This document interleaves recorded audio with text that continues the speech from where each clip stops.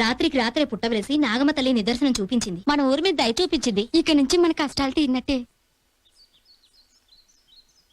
అమ్మా నాగలక్ష్మి, ఈ నాగదేవత మన ఊళ్ళో వెలిసిందంటే అందుకు కారణం నువ్వేనమ్మా. అందుకే మొట్టమొదటిసారిగా ఈ పుట్టకు నువ్వే పూజ చేయాలమ్మా.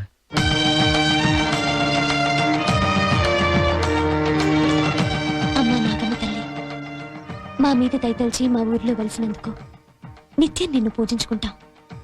ఇక నుంచి నువ్వే మా ఊరి దేవత.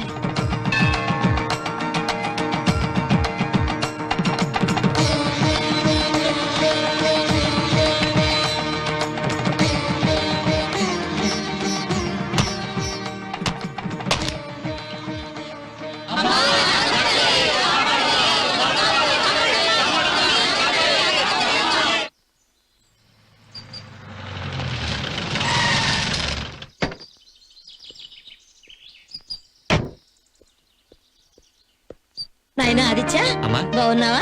బాగున్నాను. పొద్దున్నే వస్తాం అనుకున్నాం, ఎంత ఆలస్యమైందే? మధ్యలో కార్ ట్రబుల్ ఇచ్చింది. ఎలా ఉన్నావు ఆదిత్య? ఓ పెద్దదినా చిన్నదినా, మీరెలా ఉన్నారు? బాగున్నాం. ఎరా తమ్ముడు, ఇదేనా రావటం? అవునన్నయ్య. సిటీ లైఫ్ ఎలా ఉంది? బాగుంది. తమ్ముడు చదువు పూర్తయినట్టేనా? అయిపోయిందన్నయ్య. Very good. కొంచెం పని ఉంది, సాయంత్రం కూర్చొని మాట్లాడుకుందాం. ఓకే అలాగే అన్నయ్య. అలా బయటికి వెళ్ళి వస్తానమ్మా. అలాగే. బాబు గారు కాఫీ. ఆయా బాగున్నావా? మీ దయ వల్ల బాగానే ఉన్నాను బాబు. అవును, నాగలక్ష్మి మన ఊరికి నాగదేవత విగ్రహం తీసుకొచ్చిందట కదా? ఆహా, అప్పుడే ఈ విషయం నీ వరకు వచ్చింది.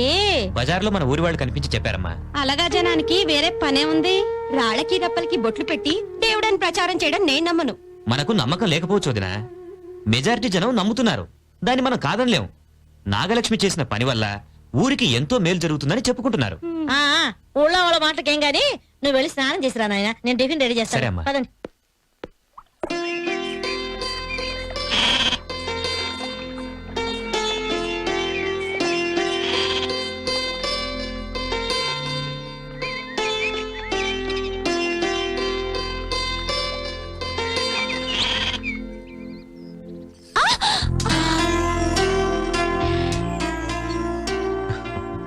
చిన్న బాబు, నిన్ను వెతుక్కుంటూ వచ్చాను. అంత లేదు కానీ ఇంకో మాట చెప్పమ్మా. నీ మీదొట్టు. ఆ? ఇంకేంటి విశేషాలు? అనగనగా సిరిపల్లె, ఆ ఊర్లో నాగలక్ష్మి అనే ఒక అమ్మాయి ఒంటరిగా నాగుల కోనకు వెళ్లి. నీకెలా తెలిసింది? తెలిసిపోయింది. నువ్వు చేసిన ఘనకార్యం. ఘనకార్యం కాదు, శుభకార్యం. ఏదో ఒక కార్యంలే. నలుగురు మెచ్చుకునే మంచి పని చేసి ఉమ్. నువ్వు ఈ ఊరికి హీరోవి అయిపోయావు. I like you. ఆకు, ఎవరైనా చూస్తారు. చూడని. మొండి.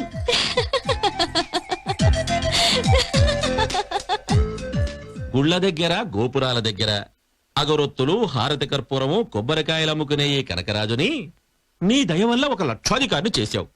ఈ హైటెక్ సిటీలో కోటీశ్వరునిగా చెయ్యి. బిర్లా మందిరం పక్కనే ఓ కనకరాజు మందిరం కట్టిస్తాను. ఈ రోజు ఒక మంచి పార్టీ తగిలి నే చెప్పిన రేటుకి ఠకీమని ఒప్పుకునేలా చేసి నన్ను అనుగ్రహించు స్వామి.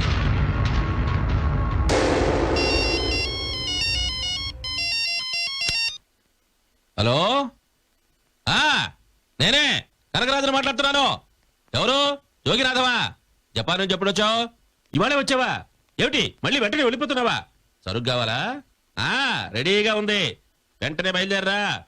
ఏమిటి రాత్రికి వస్తావా? ఏడ్చినట్టు ఉంది. పూర్వంలా కాదు, ఈ మధ్య హైదరాబాద్ లో రాత్రులు పెట్రోలింగ్ ఎక్కువైంది. పగలైతే ఎవ్వరికి అనుమానం లేకుండా ఉంటుంది. వచ్చేయ్ రా. అలా అడిగానో లేదో ఇలా మంచి బేరం చూపించావు. చాలా థ్యాంక్స్ స్వామి. ఒసేయ్ చింత, బ్రేక్ఫాస్ట్ కి రెడీ అయిపోయావా? రండి. ఆహా. పొద్దున్నే టిఫిన్ అంటూ బ్రాంతి తాగే వాళ్ళని మిమ్మల్ని చూశాను.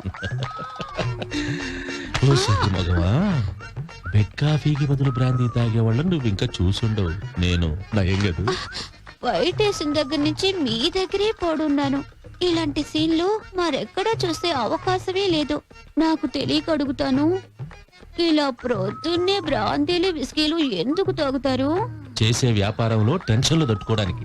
నేనుండగా మీకెందుకంత టెన్షను? ఎంతకాలం అని ఇలా ఒంటరిగా ఉంటారు? నన్ను కట్టుకోండి. నిన్న నాకేం తక్కువ? ఇంటి పని, వంట పని, రాత్రులు తోడుండే పని అన్ని నేనే చేస్తున్నానుగా. ఇంట్లో ఇల్లాలైనా వంటింట్లో ప్రియురాలైనా నేనే కదా. రెచ్చిపోకో. లిమిట్స్ లిమిట్స్ లో ఉండు. హైదరాబాద్ లో ఉన్నాను కదా అని జీవితాల్ని కబ్జా చేయకు. చూడు, వచ్చింది పోలీసులో పార్టీయో కిటికీలో నుంచి చూసి కన్ఫర్మ్ చేసుకున్న తర్వాత తలుపుతి వెళ్ళ.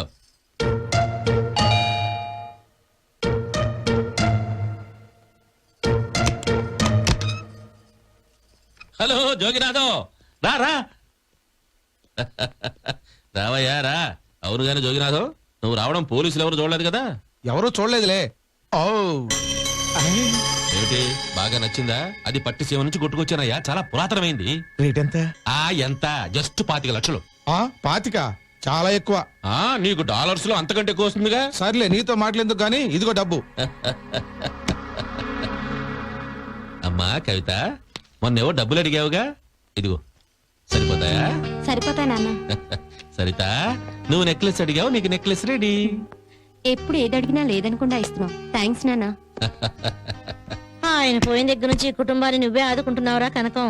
మీరు ఎవరైనా నాకు పరాయి వాళ్ళంటే స్వయాన తోడబుట్టిందానివి. పైగా నా కూతుళ్ళిద్దరిని కోడళ్ళుగా చేసుకుని 2 కళ్ళలాగా చూసుకుంటున్నావు. అవును గాని సిటీ నుంచి నా ముద్దుల బుల్లి మేనలుడు వచ్చాడంటగా, ఏడివాడు? హాయ్ మావయ్య. రాలేడు. నువ్వు ఒక్కడివేనయ్యా మన ఇంట్లో బాగా చదువుకున్నాడువి. అవును గాని చదువు అయిన తర్వాత ఏం చేద్దాం అనుకుంటున్నావు? అమెరికా వెళ్ళాలనుకుంటున్నాను. మంచి ఐడియా. దీపం ఉండగానే ఇల్లు చక్క పెట్టుకోవాలి. యుద్ధం వచ్చింది కదా, డాలర్ రేటు పడిపోకుండానే సంపాదించుకోవాలి. మీకెప్పుడు సంపాదన మీదే దృష్టి మావయ్య. అసలు ఈ ప్రపంచాన్ని నడిపించే ఇంధనమే డబ్బయ్యా. అమెరికాలో నాకు తెలిసిన ఫ్రెండ్ ఒకడు ఉన్నాడు. ఉండు, ట్రై చేస్తా. హలో బాబిరాజు, నేను రా, ఇండియా నుంచి కనకరాజుని మాట్లాడుతున్నాను. ఇదిగో, నా మేనల్లుడికి అమెరికాలో మంచి ఉద్యోగం చేయాలని కోరికగా ఉందరా. నువ్వు సాయం చేయాలి, అలాగేనా? Thank you thank you. అక్క సామాన్యుడు గాడు. అల్లుడు, వీసా టికెట్ నీ జాబు అన్ని తనే చూసుకుంటానన్నాడయ్యా. అతనికి పెద్ద పెద్ద కాంటాక్ట్స్ ఉన్నాయి. నా మాట కాదండు. అతి త్వరలో నీకు అమెరికాకి పిలిపొచ్చేస్తుంది అల్లుడు. కాస్కా. థ్యాంక్ యూ మావయ్య, థ్యాంక్ యూ. అలాగే వాడి పెళ్లి కూడా జరిపించేస్తే. ఆ విషయమే నాకు కొంచెం బాధగా ఉందక్క. ఏం కనకం? నాకే గనక 3వ కూతురు ఉండుంటే వీడికి ఇచ్చి పెళ్లి చేసి హాయిగా ముగ్గురిని ఇక్కడే చూసుకునేవాడిని కదక్క. అవునరా కనకం. అయినా ఇప్పటికీ మించిపోయిందేమీ లేదు. నాకు తెలిసిన కోటీశ్వరుడు ఒకడు ఉన్నాడు. వాడికి ఒకే ఒక కూతురు. ఆ సంబంధం ఖాయం చేసేద్దాం. అయితే వెంటనే మాట్లాడేసామా? మావయ్య తొందరపడదు, నేను అప్పుడే పెళ్లి చేసుకోను. మంచి సంబంధం అనుకున్నప్పుడు దొరకదు కనకం. నువ్వు కానీ మావయ్య తొందరగా చేసేద్దాం. అరే, అప్పుడే నాకు పెళ్ళొద్దంటే వినిపించుకోరేంటి? ఏంట్రా వినేది? మావయ్య చెప్పిన సంబంధం చాలా మంచి సంబంధం. హాయిగా పెళ్లి చేసుకో. అవునరా తమ్ముడు, వాడు అలాగే అంటాడు గాని నువ్వు ఖాయం చేసే. ఈ మాఘ మాసంలోనే పెళ్లి చేసేద్దాం. శుభం. నేను వెంటనే వెళ్ళి అన్ని విషయాలు మాట్లాడేస్తాను. అమెరికా కాలా? కాదు, ఆఫ్ఘనిస్తాన్ కాదు. లేడం చేసుకుంటాడు. హలో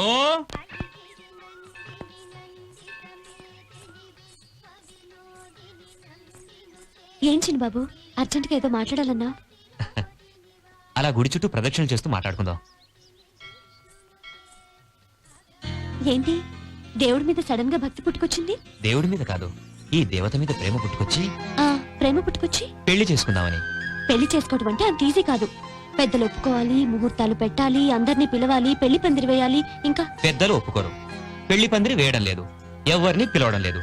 ముహూర్తం ఇప్పుడే, ఇక్కడే మనం పెళ్లి చేసుకోబోతున్నాం. అర్థం కాలేదా? మరి మీ వాళ్ళకి చెప్పలేదు, చెబితే ఒప్పుకోరు.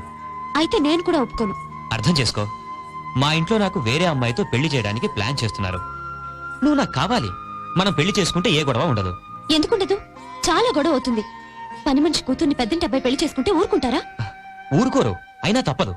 ముందు 3 ముళ్ళు పడితే ఆ చిక్కుల్ని తర్వాత విప్పుకోవచ్చు. నాకు భయంగా ఉంది. నాగలక్ష్మి, బాబుండగా ఎందుకమ్మా నీకు భయం? ముందు పెళ్లి కొప్పుకో, ఆ తర్వాత అన్నీ అవే సర్దుకుంటాయి. బాబు, నువ్వు చెప్పినట్టుగా దండలు ఏర్పాటు చేశాను. అంటే అంతా ముందే ఏర్పాటు చేసావా? అవును, 7 అడుగులు కూడా నడిచాం. ఎప్పుడు? మనం మాట్లాడుకుంటూ గుడి చుట్టూ 7 అడుగులు నడిచాం. నీకిష్టమైన ఆ నాగదేవత ముందు దండలు మార్చుకుందాం పద.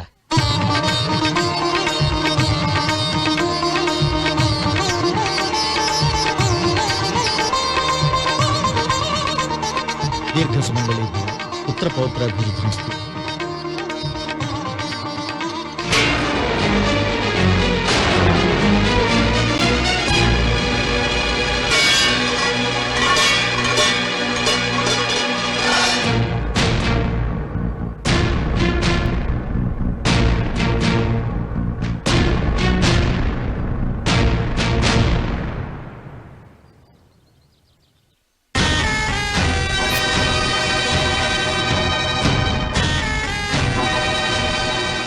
ఎవరిని అడిగి చేసుకున్నావు? అడిగితే ఎలాగో ఒప్పుకోరు, అందుకే చెప్పకుండా చేసుకున్నాను.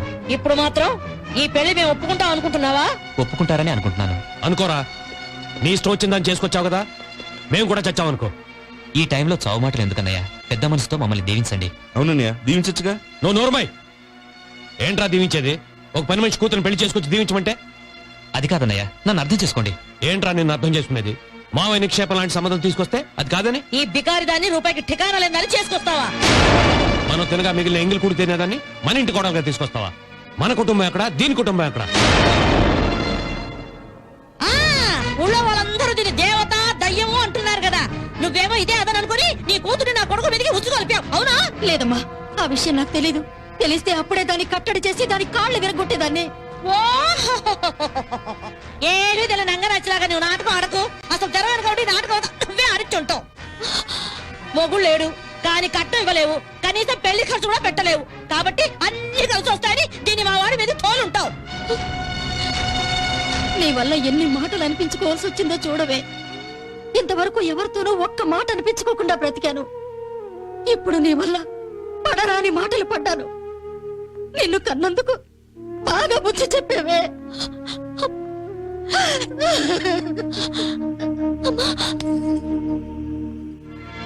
ఇంకేముంది, ఈ ఇంటి పరువు అంతా గంగల్లో కలిసిపోయింది. ఇది ఈ ఇంట్లో ఉంటే ఒక్క క్షణం కూడా నేను ఈ ఇంట్లో ఉండను. నేను ఉండను.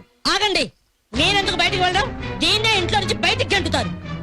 ఈ పెళ్లి నేను ఒప్పుకోనంటే ఒప్పుకోను. నీకేమైనా పిచ్చి పట్టిందా? అవునరా, పిచ్చే పట్టింది. అవును, నీకు పిచ్చే. ఆదిత్య, మావయ్య, నువ్వైనా అమ్మకి నచ్చ చెప్పు. చెప్పడానికి ఏముందిరా, నా మాట పడిపోయింది. అందరికీ పెద్ద షాక్ ఇచ్చావుగా. ముందు మీరు లోపలికి పదండి. పద.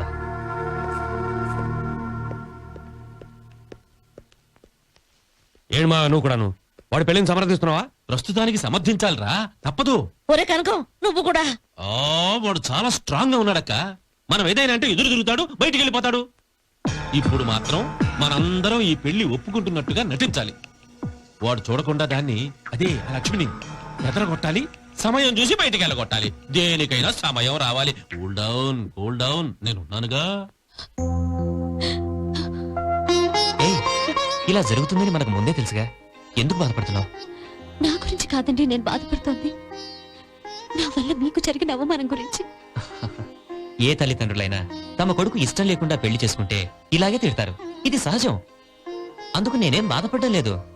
నువ్వు కూడా జరిగిందంతా మర్చిపో. ఇప్పుడు నువ్వు నా భార్యవి. మీకు భార్యను కాగలిగాను కానీ నా వల్ల మీకు ఎలాంటి ముచ్చట తీరలేదు. అంటే కన్యాదానం చేయలేకపోయాం, అత్తారింటికి తీసుకెళ్లి అల్లుడు మర్యాదలు చేయలేకపోయాం. ఇదంతా నన్ను కట్టుకున్నందువల్లే కదా. ఇక అవన్నీ మర్చిపో. ఇక నుంచి నీ ఒడి నాకు అత్తారిల్లు, నా ఒడి నీకు అత్తారిల్లు. అర్థమైందా?